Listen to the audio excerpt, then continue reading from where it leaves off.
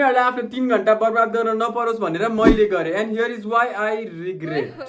Firstly त Housefull franchise is like तिम्रो त्यो टक्सिक एक्स जुन तिम्रो जिन्दगीमा फर्केर आइरहन्छ अनि जतिचोटि आउँछ पहिला भन्दा नराम्रै भएर आउँछ।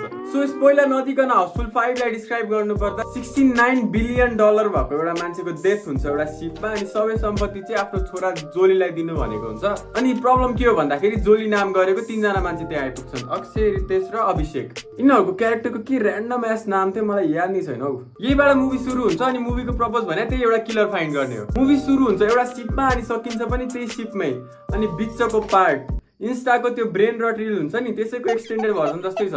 मुभीको ट्विस्टको कुरा गर्नुपर्दा इट्स जस्ट लाइक त्यो जीटीभीमा आउने सास बहुको सिरियल हुन्छ नि हो त्यस्तै ट्विस्ट छ, जे पनि भइरह के।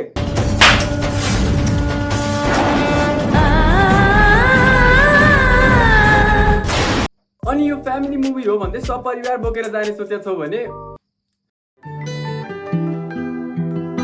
यति चिप कमेडी गरेको छ मुभीमा। लाइक एउटा केटी बोज डाउन अनि अन स्क्रिन 60-70 वर्षको शुद्धहरू स्टेयर एट हर चेस्ट अनि expect us to laugh on that bullshit comedy. यो मुभी हेर्दा मलाई ट्रिगर इन्जान पनि अलिअलि फनी लाग्न थालेको थियो हौ। एनिवेज वैवाहिक जीवनको हजुरलाई हार्दिक मङ्गलमय शुभकामना। लाइक मुभीको कुनै पोइन्ट आउँदा you start questioning your existence कि म यहाँ किन छु भन्दै।